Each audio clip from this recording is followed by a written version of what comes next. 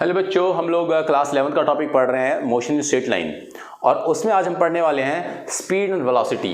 अपने स्पीड और वेलोसिटी के बारे में क्लास 9th में सीख लिया होगा, लेकिन आइए फिर से हम लोग इसके कुछ पॉइंट सीखते हैं, क्योंकि अपने जो अगले टॉपिक है उनमें इनका यूज़ है।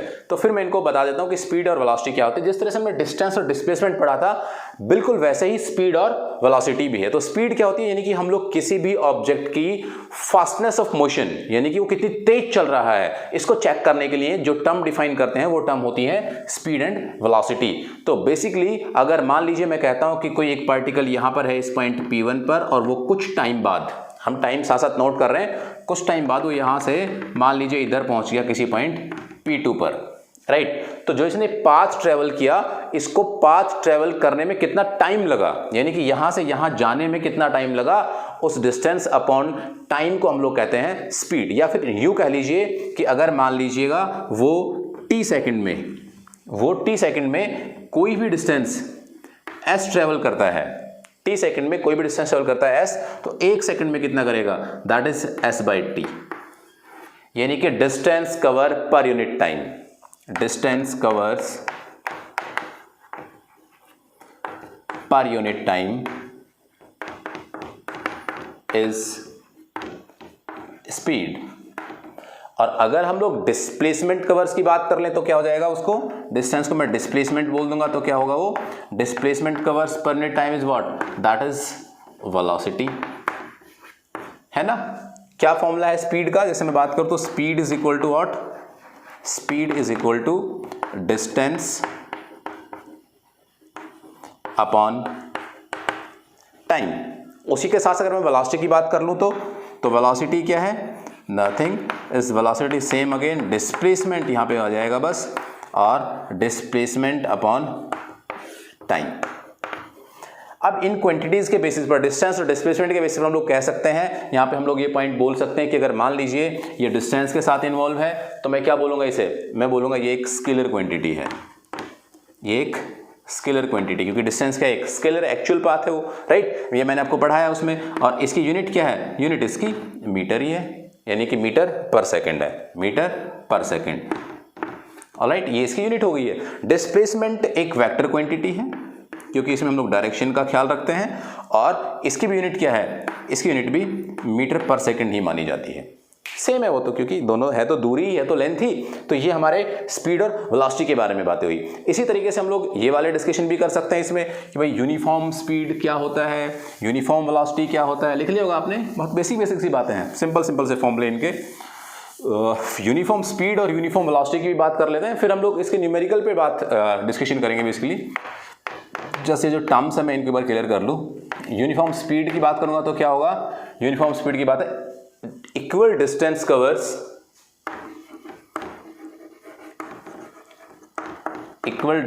covers in equal interval of time,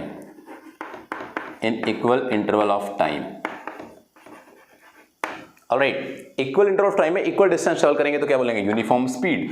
और अगर मुझे यूनिफॉर्म वेलोसिटी की बात करनी हो तो, यूनिफॉर्म वेलोसिटी की मैं बात करूंगा तो uniform velocity again equal displacement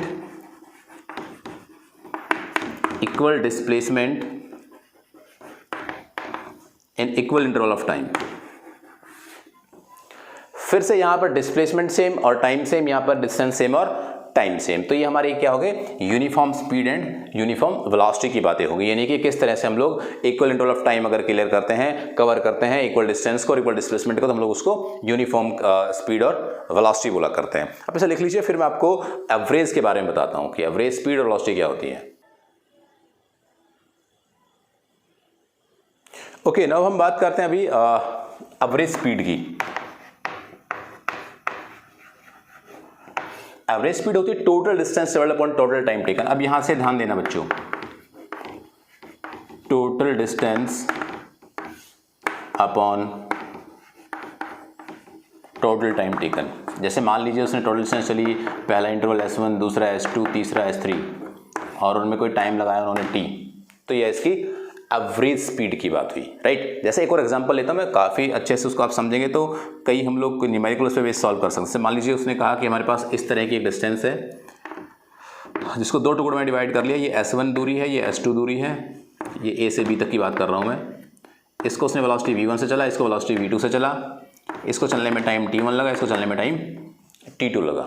अब वहाँ से वो एवरेज वेलोसिटी आपसे निकलवाएगा, एवरेज स्पीड आपसे निकलवाएगी। तो आप पहले ये वाली चीज़ कर लीजिएगा कि अगर मुझे बात करनी हो कि अगर हम कहें डिस्प्लेसमेंट कितना है तो S1 is equal to what, v1 t1, तो velocity is equal to what, speed distance upon time होती है, राइट। S2 की मैं बात करूँगा तो क्या, S2 आपका हो जाएगा v2 t1। अगर मैं यहाँ से आपसे बात कर लूँ कि t1 का फॉर्मूला क्या है तो t1 is equal to S1 by v1, और t2 की बात करूँगा मैं तो t2 क्या हो जाएगा, तो t2 is equal to what, S2 upon v2। Clear है बच्चों। यहाँ से अगर आपसे वो कहता है कि एवरेज स्पीड निकालिएगा तो एवरेज स्पीड क्या होगी, तो एवरेज स्पीड होगी टोटल डिस्टेंस कितना है आपका, S1 plus S2, total time कितना है T1 प्लस T2। अब इसी को अगर ऐसा लिखना चाहें हम लोग, ये तो S1 S2 रहा वेलोसिटी के टर्म्स में, S1 प्लस S2, और T1 T2 को क्या लिख सकते हैं हम लोग, S1 bye V1 plus S2 bye V2, कर सकते हैं हम ऐसा, राइट। तो ये हमारे पास एक नया फॉर्मूला बना, लेकिन इसमें भी कुछ स्पेशल केसेस को पढ़ा जाता है। वो स्पेशल केसेस क्या है, उन स्पेशल केसेस के बारे में आपको बताता हूँ। आप एक बार इसको पूरे को नोट डाउन कर लें, लिख लें इसे। हाँ देखिए, इसके एवरेज स्पीड निकालने के बेसिकली दो स्पेशल केस हम यहाँ पे लेते हैं। दो स्पेशल केस कौन कौन से, पहला स्पेशल केस लिया हमने कि यदि टाइम इंटरवल बराबर हो, यानी कि इन्होंने टी टाइम में इसको कवर किया। कहने का मतलब ये कि t1 is equal to t2 is equal to t, equal interval of time,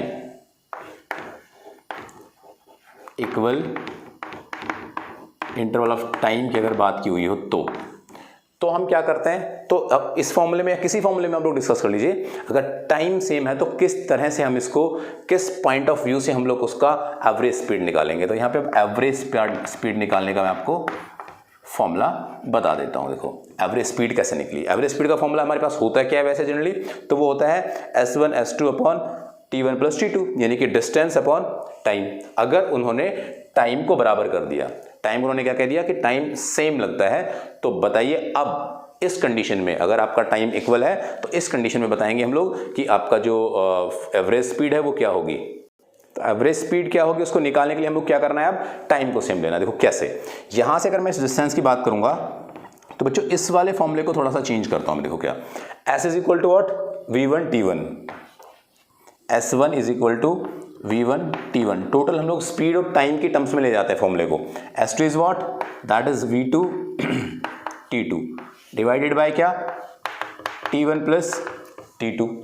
तो T ये सब क्या हो गए, 1 1 हो गए, तो V1 इंटू 1 मीन्स T, और यहाँ से V2 इंटू T, और ये T1 T2 क्या 2T। फिर से मैं इसको यहाँ लिखता हूँ, इसमें हम लोग पुट करेंगे वैल्यू, ध्यान सुनना यार, V1 प्लस V2 और दोनों के साथ T1 T2 क्या था, T हो गया तो हमने T बाहर निकाल लिया। यहाँ से T1 plus T2 is what 2T, T से T कैंसिल, तो हमारे पास एवरेज स्पीड का फॉर्मूला आ गया V1 प्लस V2 बाई 2। ये फॉर्मूला कब है एवरेज स्पीड का, तब टाइम बराबर दिया हुआ है, तब आपको टाइम बराबर दिया हुआ है तो ये आपका फॉर्मूला होता है। अगर आपको लिख लेना आप इसके साथ साथ, अगर आपको डिस्टेंस बराबर देने की बात करता है वो कहता है कि डिस्टेंस बराबर है ना। सेकंड केस में यहाँ पे बना रहा हूँ, सेकंड केस में उसने क्या कहा, if S1 is equal to S2 is equal to S, distance equal, तो उस डिस्टेंस इक्वल के केस में क्या होगा, ध्यान देंगे यहां पर हमें S1 को अगर मान लीजिए S पुट कर दूं तो क्या हो जाएगा, समझने वाली बात है इस वाले फॉर्मूले में, क्योंकि इसमें डिस्टेंस और वेलोसिटी है, यहाँ पे टाइम और वेलोसिटी था तो इसलिए हमने इस फॉर्मूले में पुट किया था इसको, राइट। यहाँ से हम पुट करेंगे तो क्या, ये S और S क्या हो जाएगा, that is 2S, S plus S 2S upon S और S यहाँ पे रखेंगे तो S कॉमन आ जाएगा, S बाहर आ गया, अंदर क्या बचा 1 by V1 plus 1 by V2। सबसे पहले तो S से S मारा गया, 1 upon V1 plus 1 upon V2 क्या होता है, S का एलसीएम जो आएगा वो यहाँ नीचे लिखा जाएगा तो वो ऊपर चला जाएगा, है ना। समझ रहे हो नहीं मेरी बात है तुम लोग। इसको सॉल्व करेंगे तो देखो कैसे करते हैं यार, मैं आपको बता देता हूँ।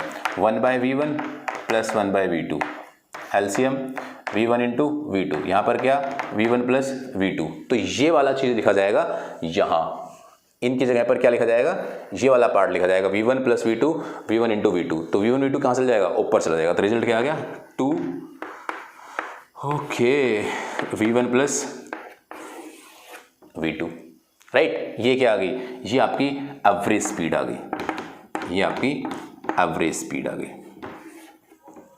तो इस तरीके से हम लोग एवरेज स्पीड कैलकुलेट कर लेते हैं फॉर स्पेशल केसेस। इसी पे बेसिक क्वेश्चन मैं आपको करा देता हूँ, न्यूमेरिकल आपको मैं बता देता हूँ। आप चलिए इसे लिख लीजिएगा, फिर मैं इसको हटा के न्यूमेरिकल यहाँ पे लिखता हूँ, उस न्यूमेरिकल को सॉल्व करेंगे फिर हम। राइट, ये क्वेश्चन सॉल्व करते हैं बच्चों। कहता है कि train travels from city A to B, city A से बी तक कोई ट्रेन चलती है विद अ कांस्टेंट स्पीड, एक कांस्टेंट स्पीड में जिसकी स्पीड है 10 मीटर पर सेकंड, एंड रिटर्न बैक, वापस आती है सिटी ए पर, फिर कांस्टेंट स्पीड से आती है city A with a constant speed 20, वापसी में वो 20 से चली, right, 20 during its entire journey.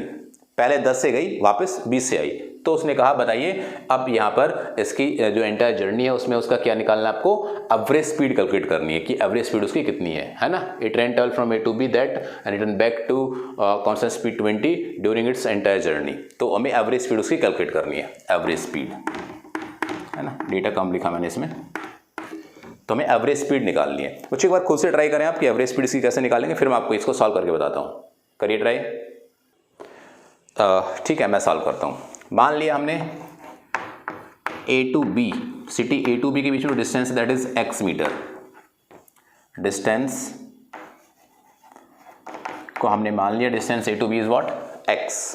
अब देखना टाइम से लगा t1 तो x upon 10, distance upon velocity speed, time लगा t2 तो डिस्टेंस अगेन कितना, x बाय 20। सही बात है, इतना ही होगा। अब वो कहता है कि हमें एवरेज स्पीड कैलकुलेट करनी है। एवरेज स्पीड का फॉर्मूला लिख लीजिए भाई साहब। अब तो क्या लिखेंगे हम लोग, गए तो x, आए तो x, तो कितना 2x अपॉन, क्योंकि x1 प्लस x2 होना चाहिए था तो वो क्या हो गया, x बराबर है वो जितना गया उतना ही वापस आया है, अपॉन फॉर्मूला होता है अपना क्या, s अपॉन t1, या फिर हमें कहना चाहिए यहाँ पर कि अपना जो फॉर्मूला होता है वो क्या होता है, टोटल टाइम, यानी कि t1 प्लस t2।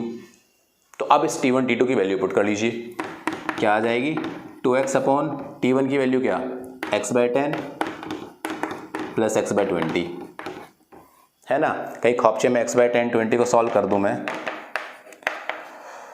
तो ये हो गया आपका कितना, एलसीएम ले 40, है ना, 4, ये कितना यहाँ से, तो 6/40। अगर मैं इस सब की जगह पे 6/40 लिखूंगा तो मुझे क्या लिखना चाहिए, मुझे लिखना चाहिए इस x को बाहर ले लिया गया, x तो बाहर आ गया ना, यहाँ से x को क्या मान लिया, 1/10 20 को सॉल्व किया, x तो यहाँ पे बाहर आ गया कॉमन में, यानी कि x इसके साथ है। तो मैंने यहाँ पे क्या पुट किया, देखो 2x बाय 6x अपॉन 40। अब क्या आ जाएगा, ये यहाँ से ये आ जाएगा, इधर लिखता हूँ मैं यहाँ पर इस खौपचे में, 40 ऊपर चला गया 3, 40/3 मीटर पर सेकेंड, ये इसकी एवरेज स्पीड हुई। तो एवरेज स्पीड कैलकुलेट करने का फॉर्मूला जस्ट आपको ये सोचना है कि हमें टोटल डिस्टेंस पर टाइम लेना होता है।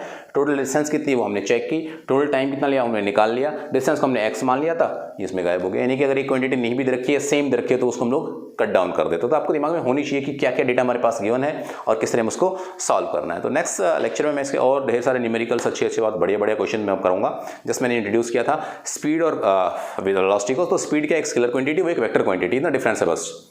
तो बाकी सब डिस्प्लेसमेंट जैसा ही है, डिस्टेंस डिस्प्लेसमेंट जैसा ही है, बाकी उसमें कोई बड़ा डिफरेंस नहीं है। बट यहाँ पर आपको क्वेश्चंस करने बहुत ज़्यादा जरूरी हैं, एवरेज स्पीड के क्वेश्चंस, इंस्टेंटेनियस स्पीड के क्वेश्चंस। इसके अलावा हम अगर बात करेंगे तो अपना जो पूरा आता है उसमें वेलोसिटी के क्वेश्चंस, डिफरेंशिएशन कैसे हम इसमें करते हैं, इंटीग्रेशन का क्या यूज़ होता है, वो सारी बातें मैं आपको सिखाने वाला हूँ। नेक्स्ट वीडियो में फिर होगी मुलाकात, तब तक के लिए खुश रहिए। Thank you very much.